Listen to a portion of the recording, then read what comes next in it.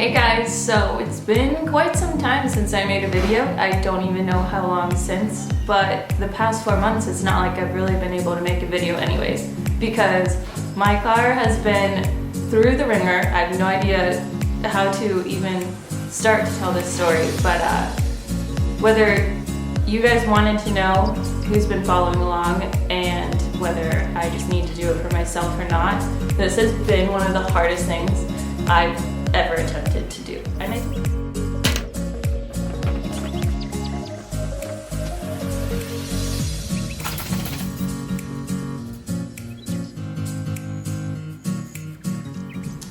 So April 19th, my car breaks down and I have it towed to Santa Monica Fiat owned by the Auto Gallery.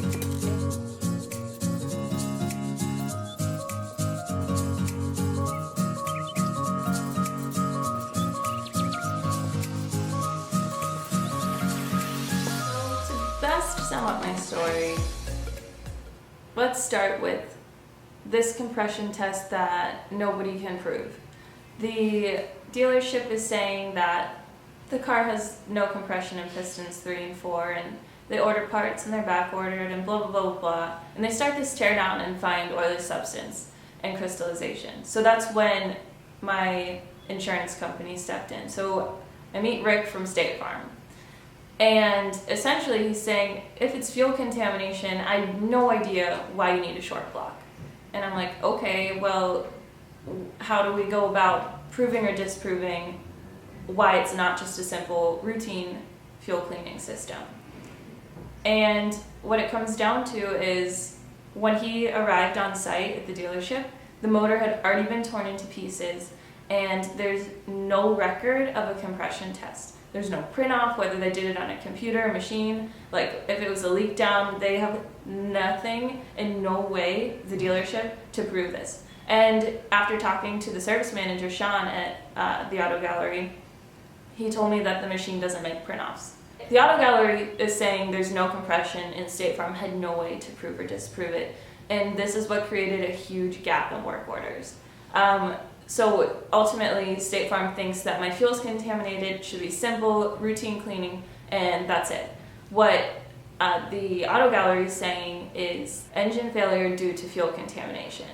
Both parties did end up agreeing, and the gap slowly closed after months of arguing between work quotes. And once it happened, I got the car back. It took 10 minutes.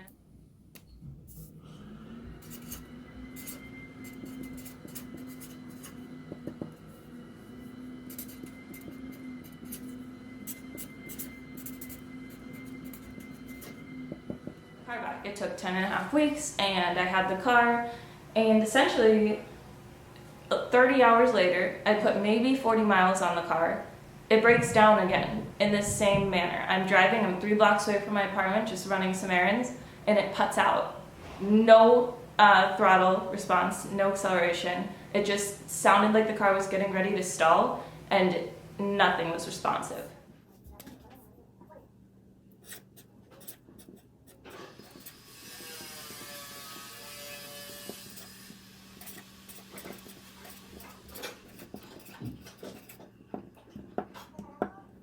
It ended up right back at Santa Monica Fiat by the Auto Gallery.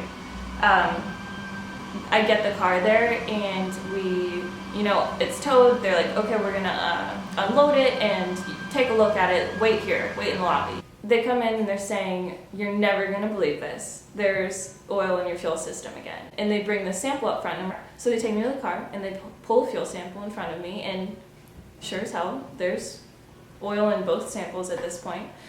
And I'm like, okay, well, let's run a compression test then. If so far it broke down the same, there's oil in the system again. So my next assumption would be it's gonna have no compression again. And they're like, well, you caught it early enough, it's gonna start up. They're like, we're just gonna spray the carbs and we'll start it up in front of you. So they attempt to start the car a couple times and it never idled at this point. I never got the compression test I asked for. So after the Auto Gallery jumped to their unfair conclusions, I had the insurance company go back out and look at it, and sure as hell we look at the engine and fuel injectors are green and goopy, and the fuel tank is full of oil. The engine bay looks like it's never been cleaned. All the parts look rather nasty. That visit with Rick was what really pushed me to take the car elsewhere at this point. So the car is with a new mechanic and is being torn down, and every piece is being looked at microscopically at this point. Tuesday, I'm going out to take a look at the car and document photos for myself and for my case that I'm building. But I decided that I can do so much more than try and pack all of this information into one video. So I decided I'm going to start covering this week to week, anytime I have new information. So after Tuesday, there's definitely going to be a new video with photos of what I'm seeing, and I wanted to share it with anybody who has an opinion. This was the best way I could wrap up the last 4 months. And share the video, tell people about it. Let me know what you think down below, and stay around for the next video.